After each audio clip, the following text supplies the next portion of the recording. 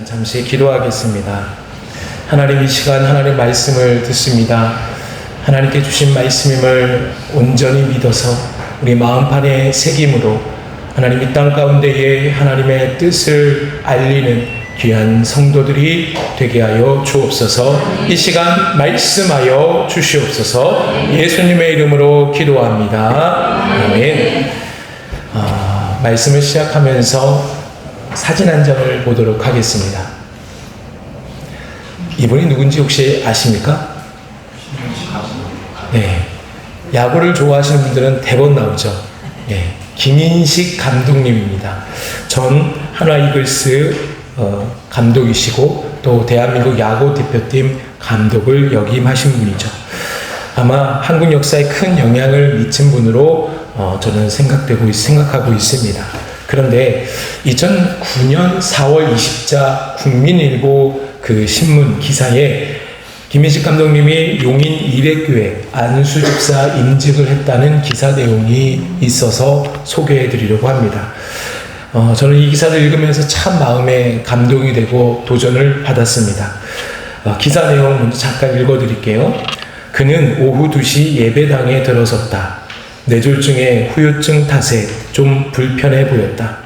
월드 베이스볼 클래식에서 한국 야구를 세계 무대로 당당히 끌어올린 김 감독이지만 이날만큼은 겸손히 하나님 앞에 두 무릎을 꿇었다. 그리고 안수를 받고 간증을 했다. 다음은 김 감독님 간증 내용입니다. 뇌졸중으로 입원했을 당시 이미 예수님을 만난 뒤였습니다. 쓰러지기 7개월 전 교회를 다니기 시작했고 몸은 힘들어도 마음은 편안했습니다. 그리고 대표팀 감독의 자리를 맡고 좋은 성적을 거둔 것이 하나님의 인도 아래 이루어졌습니다. 하나님이 제게 안수집사 직분을 주셨지만 너무 과분합니다. 앞으로 이 직분을 어떻게 감당해야 나갈지 솔직히 답답합니다. 그래도 교회와 하나님을 위해 열심히 봉사하겠습니다. 김인식 감독님은 감독 시절 주일이면 팀 내 크리스천 선수들과 함께 꼭 교회에 가서 예배를 했다라고 기자는 전하고 있습니다. 김 감독님은 하나님의 부르심에 자신의 불편한 육신의 어려움, 바쁜 일정과 같은 시간적인 어려움을 핑계하지 않고 100% 순종의 자리로 나갔습니다. 여러분, 어디까지 순종하실 수 있습니까? 여러분의 순종은 순도 99입니까? 100이 되고 있습니까? 오늘 본문에 요시야 왕이 등장하고 있어요. 남유다 16대 왕으로 20명의 왕 중에 3명의 선한 왕이 있었는데 그 중에 한 명이 바로 요시야입니다. 요시야는 31년간 통치하면서 그의 오직 통치 목적은 여호와 신앙의 회복이었어요. 그래서 최선을 다해 그 목적을 이루기 위해 앞으로 달려나갔습니다.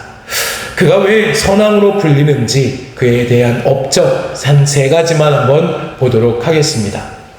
자, 제일 먼저 통치 8년인 16살 때 어떤 일을 했습니까? 같이 읽어볼까요? 시작!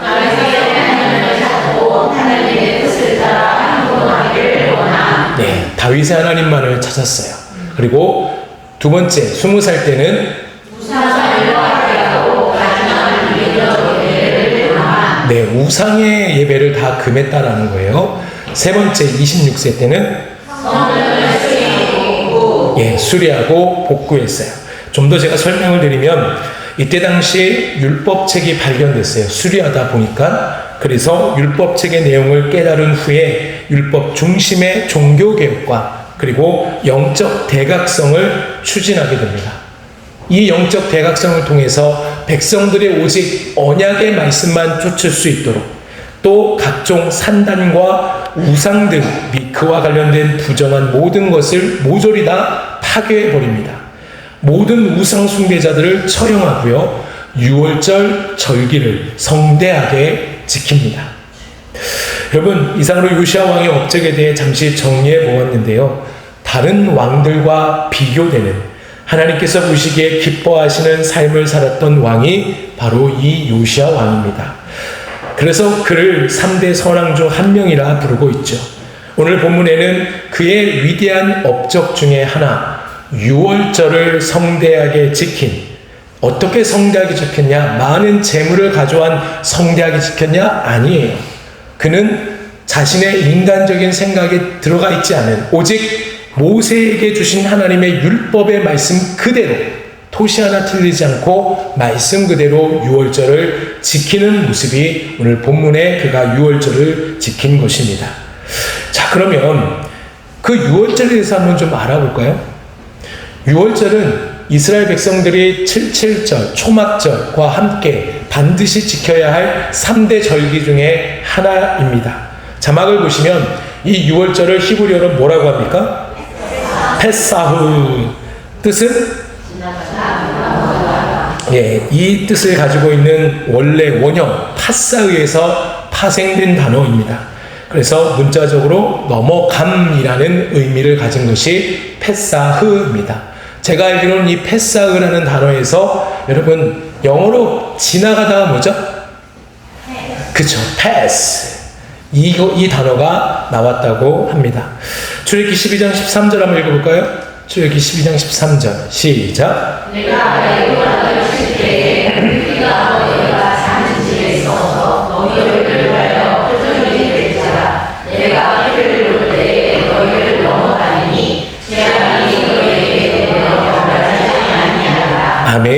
여기서 내가 피를 볼 때에 너희를 넘어간다.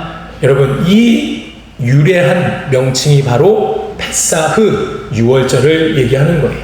그러므로 유월절은 과거 하나님께서 이스라엘을 출애굽시키기 위해 애굽의 마지막 재앙이 뭐였죠? 10가지 재앙을 내린 모세를 통해 하는데, 그렇죠?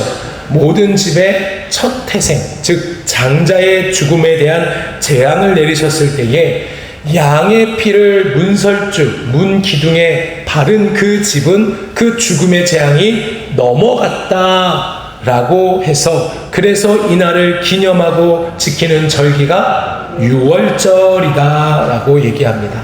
그래서 유월절은 오늘날 3월과 4월, 즉 그들의 절기인 아비벌 14일에 거행했습니다. 유월절 의식은 그달 제10일, 즉 14일에 지킨다고 했죠. 10일 정도 되면 각 집안마다 어린 순양을 준비해둬요. 그리고 14일이 시작되는 바로 그때에 이 어린 양을 죽입니다. 그리고 피를 문설주에 바르고 그 고기는 가족끼리 같이 먹게 돼요. 이런 식으로 유월절이 진행됐어요. 이 어린 양의 피로 죽음이 넘어갔다라는 사실은 오늘날 예수 그리스도께서 십자가의 죽으심으로 다시 부활하셨어요. 그로 인해서 이 놀라운 십자가의 은혜를 믿는 자들에게는 죽지 않고 죽음이 넘어가서 그 피로 말미암아 영생을 얻게 되는, 그래서 이 유월절의 의미는 예수 그리스도의 십자가를 미리 보여주는, 예표하는 절기다라고 볼 수 있습니다. 이해가 되십니까? 네. 그러면 여러분, 하나님께서 왜 이러한 절기를 지키라고 하셨을까? 두 가지 큰 이유가 있습니다. 첫 번째, 자막을 보세요. 첫 번째 절기 지킨 이유 뭡니까? 휴식과 회복. 예, 휴식과 회복을 위해서요. 안식일, 유월절, 77절 모두 휴식하는 날이에요. 안식일은 하나님께서 천지를 창조하신 후에 마지막 날 안식하셨다. 그래서 우리도 그 안식일을 지킴으로 우리가 쉼을 얻게 돼요. 또 이 유월절은 같이 함께 이어지는 절기가 무교절이에요. 그래서 이 절기를 지킬 때 첫날과 일곱째 날에는 반드시 노동을 하지 말라라고 말씀하십니다. 레위기 23장 말씀 볼까요? 시작. 그 첫날에는 너희가 성회로 모이고 아무 노동하지 말지며 너희는 일 동안 여호와께 화제를 드리고 것이고 일곱째 날에도 성회로 모이고 아무 노동하지 말지니라. 아멘. 이렇게 휴식을 명하신 하나님의 뜻은 6일 동안 열심히 일하고 또 1년간 수고한 후에 모든 일을 멈추고 몸과 마음을 회복해 주기 위함이 바로 절기의 목적입니다. 그렇습니다. 하나님은 절기를 통해 우리의 몸이 휴식하고 회복하기를 원하셨던 거예요. 그러면 두 번째, 이 절기를 드리라는 이유가 무엇일까? 읽어볼까요? 은혜를 기억하고 감사하기. 은혜를 기억하고 감사하기 위해. 여러분, 이스라엘 백성들이 절기 때 꼭 하는 것이 뭐냐? 하나님의 말씀을 낭독하고 듣는 거예요. 그러면 하나님의 말씀을 들을 때 예전에 하셨던 하나님의 놀라운 역사들을 듣게 되잖아요. 그죠? 그래서 그때 하나님의 말씀을 듣고 이런 일을 하셨구나. 그래서 그 하나님의 은혜에 기억하고 감사하는 절기가 바로 하나님께서 원하시는 여호와의 절기다라고 말하는 겁니다. 지금까지 하나님께서 절기를 지키라고 명하신 이유에 대해 간단히 보았는데요. 절기의 행위를 보면 모든 것이 하나님께 집중되어 있기에 하나님을 위한 절기로 보여지지만 그 목적을 보면 휴식과 회복, 기억과 감사라는 절기를 지키는 이유를 보면 결국엔 절기는 분명 하나님께서 우리를 위해 주신 은혜의 시간임을 깨닫게 된다는 거죠. 믿으십니까? 그렇습니다. 참된 안식은 오직 하나님께 나올 때 가능한 거예요. 예수 그리스도를 통해서만 가능함을 믿으시기 바랍니다. 예수 그리스도의 그 십자가와 부활의 은혜를 깊이 경험하게 되면 그 안에서 주시는 하나님의 놀라운 평화와 기쁨이 값비싼 안마 의자 1시간 받는 것보다, 사우나 가서 1시간 있다, 2시간 있다 뜨거운 물에 지지고 오는 것보다 비교할 수 없는 안식을 누리게 된다라는 거예요. 비교할 수 없는 우리 영의 휴식과 회복의 은혜를 경험하게 될 줄로 여러분 믿으시길 바랍니다. 그리고 바로 그 안식의 은혜를 경험하는 절기가 바로 주일이잖아요. 할렐루야. 그러므로 주일 예배를 기대하고 더 큰 은혜를 사모하며 예배를 준비하는 믿음의 성도들 되시길 주님의 이름으로 축복합니다. 하나님을 만나면 끝나는 거예요. 할렐루야. 하나님 만나면 지금 내게 있는 모든 문제가 무슨 소용입니까? 하나님만 예배하면. 우리 하나님 어떤 분이신데요? 전능하신 분이신데 그 하나님의 은혜를 경험하면 슬픔이 바뀌어서 기쁨이 돼요. 안식을 누릴 수 있어요.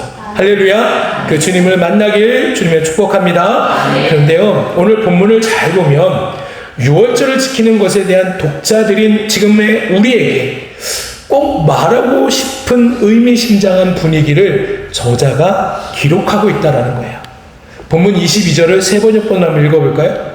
시작.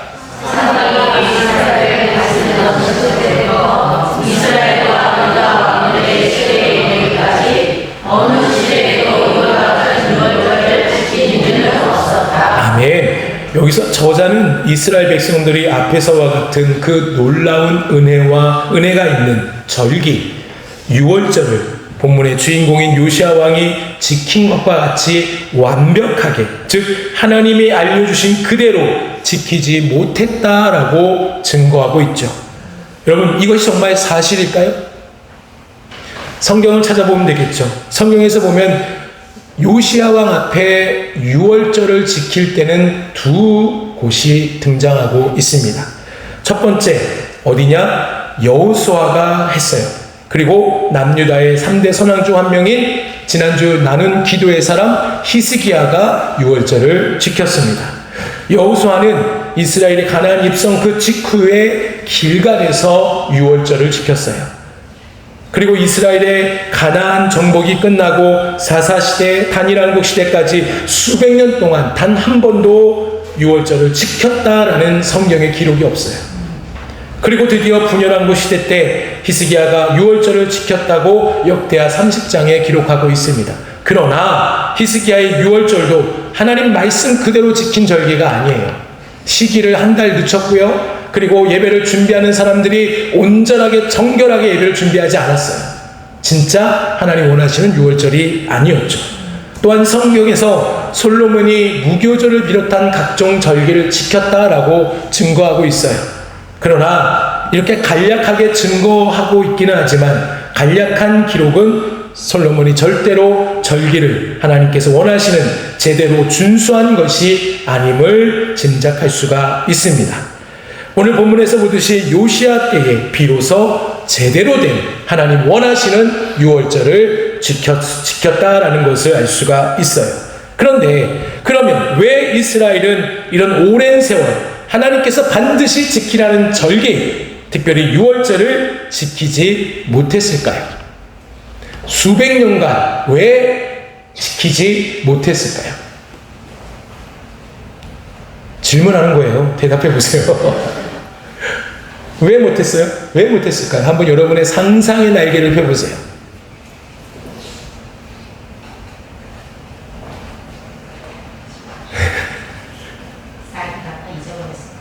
살다가 잊어버렸다. 그런 이유 맞아요. 야, 잘 보세요. 왜 저들이 절기를 지키지 못했나? 간단하게 이보 목사님이 소개해 주셨는데 맞아요. 뭐냐? 하나님의 말씀보다는 그들 자신의 편견과 입장을 앞세웠기 때문이에요. 그리고 이는 근본적으로 하나님이 하신 말씀에 대한 믿음이 그들에게 결여되어 있기 때문이었습니다. 한마디로 환경의 영향을 받아 그때마다 변하는 그들의 가변적인 그 믿음 때문이었다는 것이죠. 사실 하나님께서 지키라고 명하신 절기들은 대부분 진짜 인간적으로 봤을 때 지키기 어려웠던 것입니다. 왜 그랬을까? 여러분 쉽게 말해서 그들도 할 말이 있었다는 거예요. 하나님 아시면서 왜 그래요? 우리가 왜 못 지켰는지 아시잖아요. 이런 말이에요. 보세요.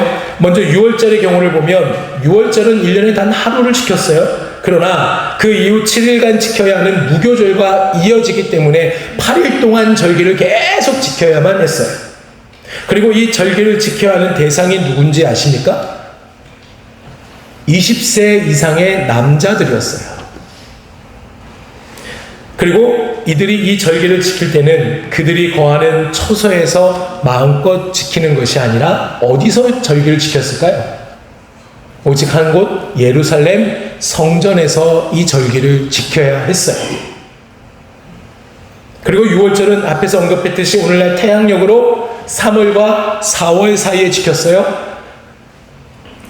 농사를 지으신 분들 아시죠? 3월과 4월 뭐 하는 시기입니까? 파종하는 시기 아닙니까? 바쁩니까? 바쁘지 않습니까? 그냥 바쁜 게 아니라 엄청 겁나게 바쁘죠. 그죠?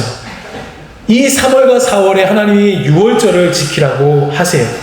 그뿐만 아니라 77절, 초막절은 추수 때와 맞물려 있어요.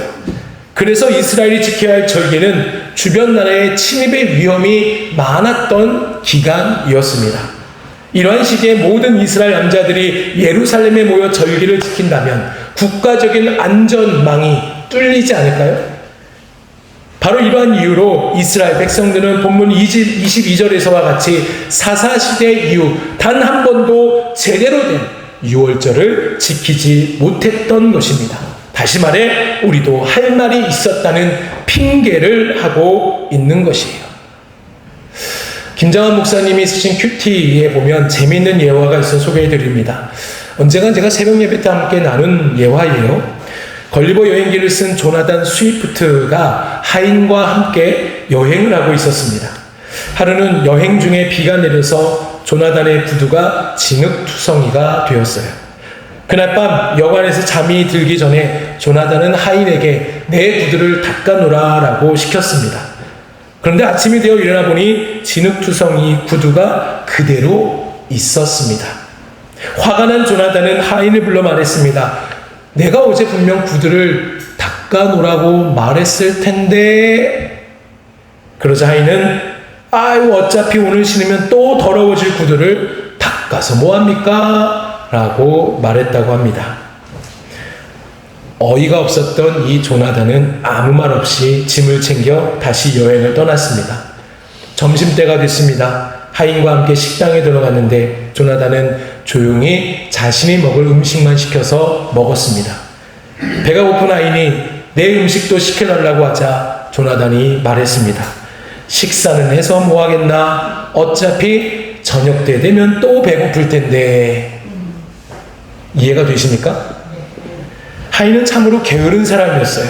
그리고 게으른 사람은 하나같이 모든 일에 핑계를 댑니다. 바로 이스라엘 백성들이 이러한 게으름의 핑계를 대고 있는 것이죠.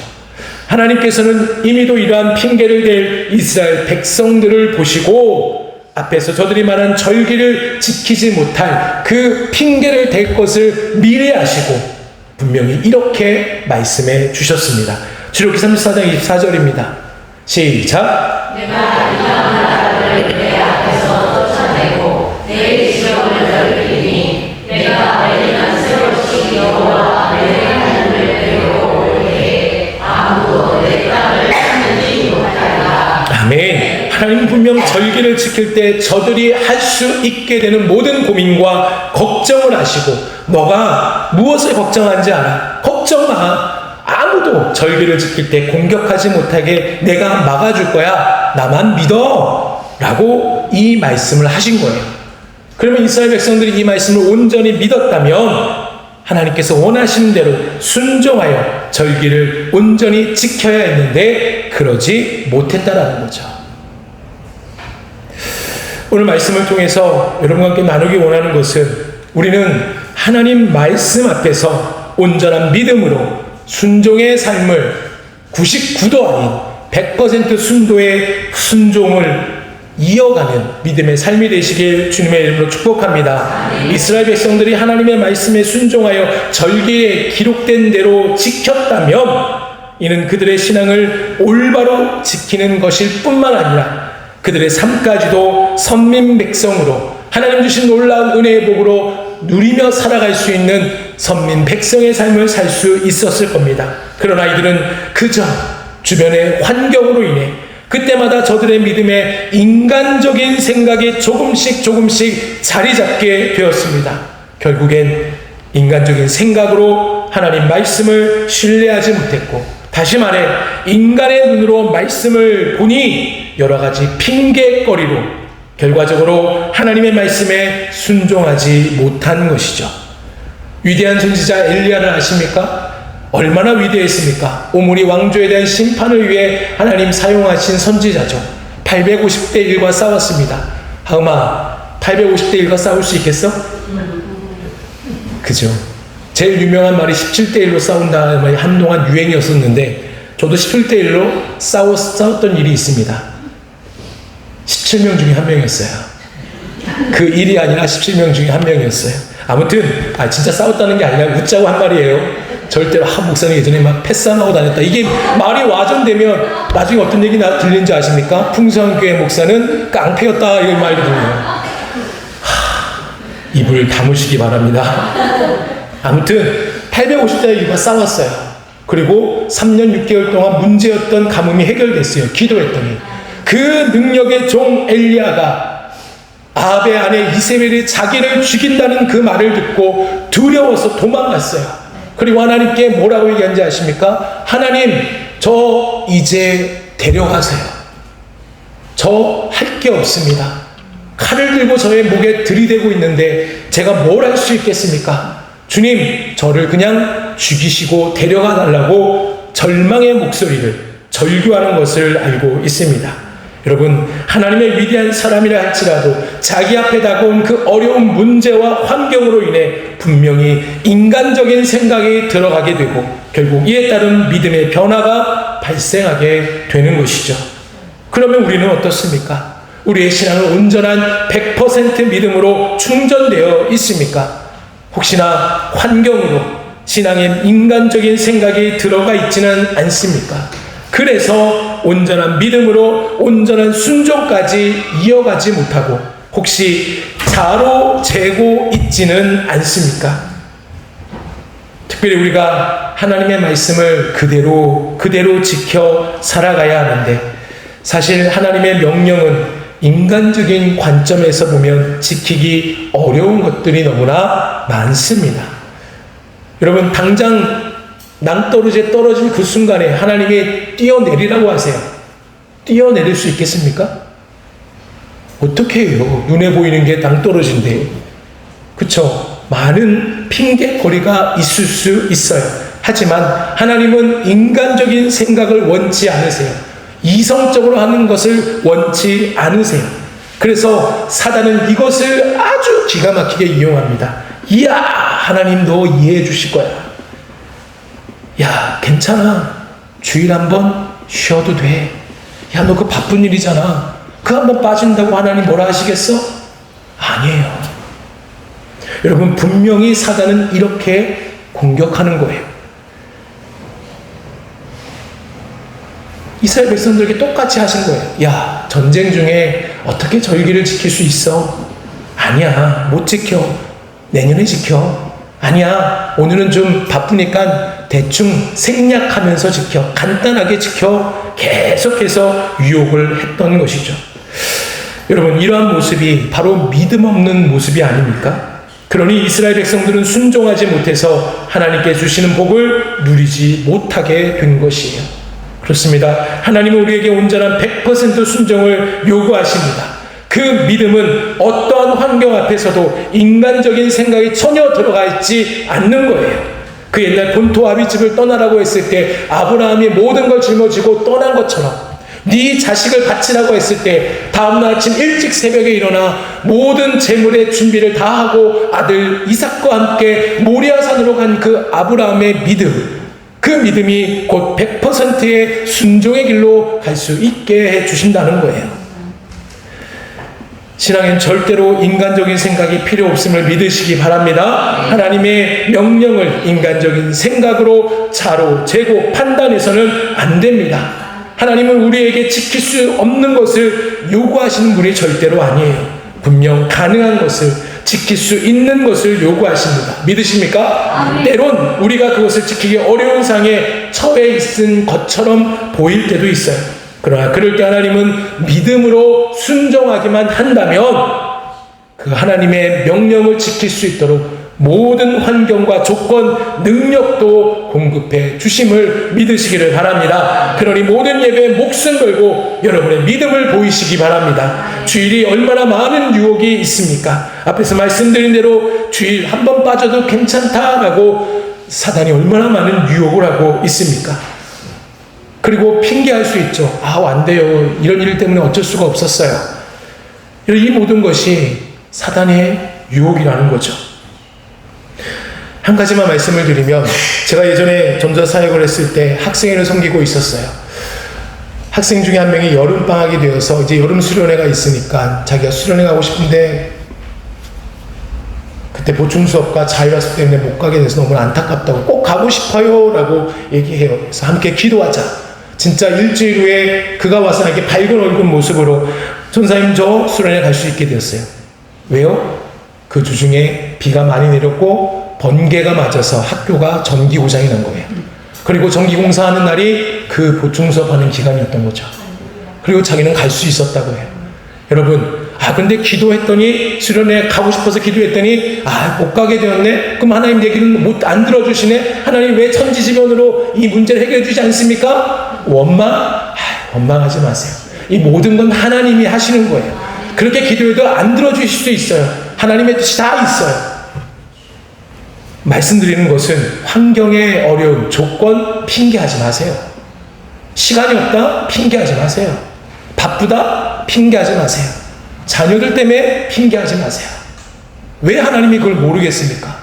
그럼에도 불구하고 하나님이 하라고 하시는 것은 뭐예요? 왜요? 할 수 있으니까 하라는 거예요. 신명기 1장 35, 36절 한번 읽겠습니다. 시작.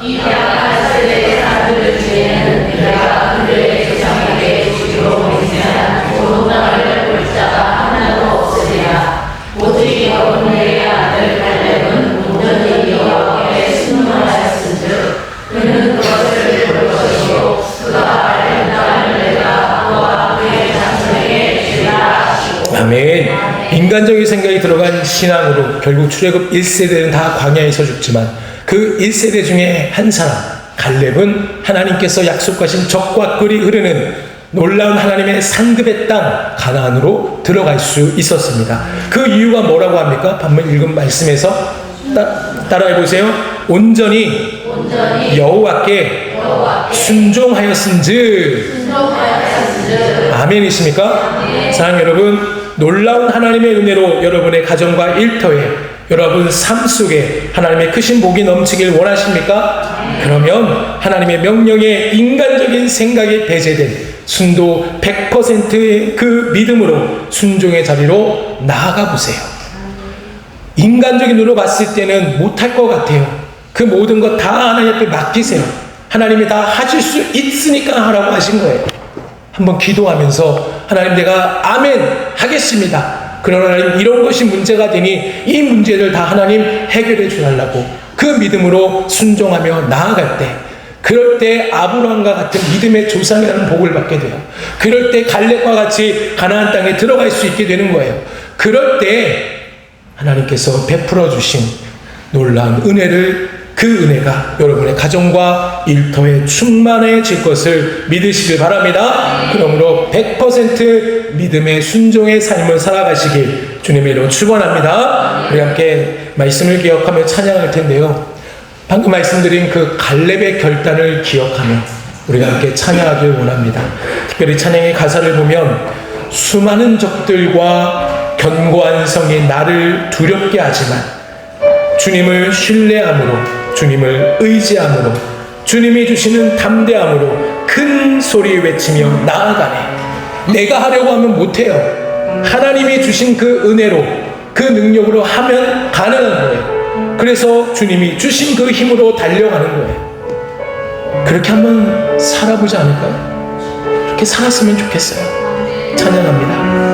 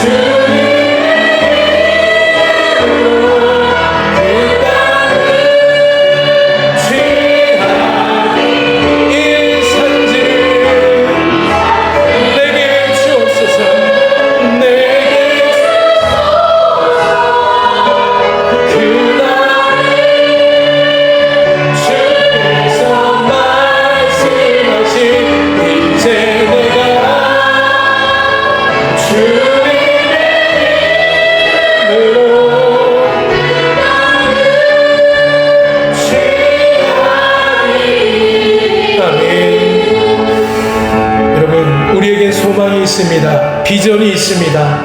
하나님께서 우리 교회를 통해서 주변의 많은 사람들에게 하나님의 복음을 전하는 하나님 나라 확장을 위해 우리 교회를 사용하실 것이라는 분명한 비전이 있습니다. 그런데 우리가 그 일을 이루기 위해서 때로는 여러 가지 많은 문제와 걸리는 것들이 너무나 많이 있습니다. 또 우리 가정에도 그런 걸리는 것들이 많이 있습니다. 하나님께 100% 순종하기를 원하지만 걸리는 게 너무 많습니다. 여러분 기억하세요. 신앙은 나를 벗는 삶이에요. 내가 들어가면 할 수 있는 게 아무것도 없습니다.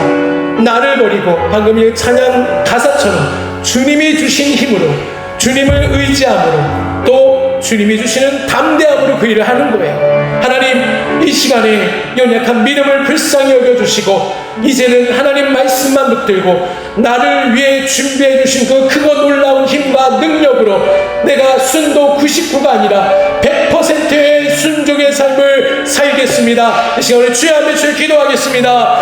주여, 살아계신 아버지 하나님 감사합니다. 하나님, 오늘도 귀한 말씀 주셔서 하나님 우리가 어떻게 신앙생활해야 되는지 깨닫게 하심을 감사를 드립니다.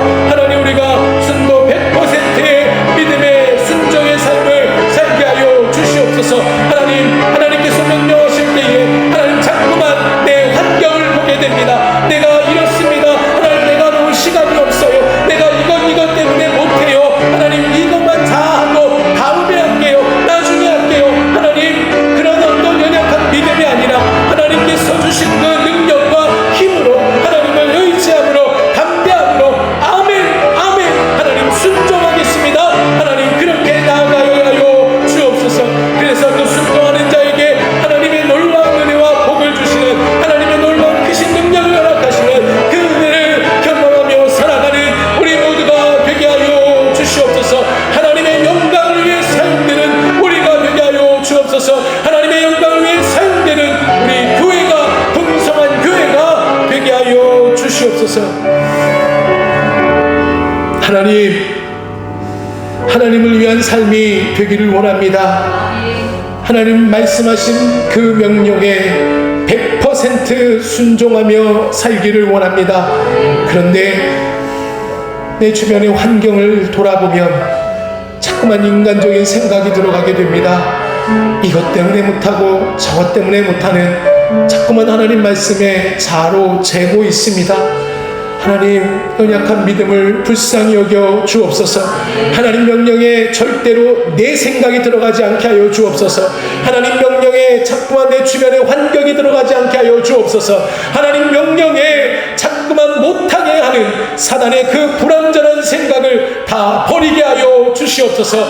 그래서 아멘 하며 갈 때에 하나님, 못할 것 같은 일들이 하나하나 할 수 있게 되도록 하나님께서 역사하시는 그 놀라운 은혜를 매일매일 경험하는 신앙의 참된 재미와 기쁨을 누리는 우리 모든 믿음의 성도들이 되게 하여 주시옵소서.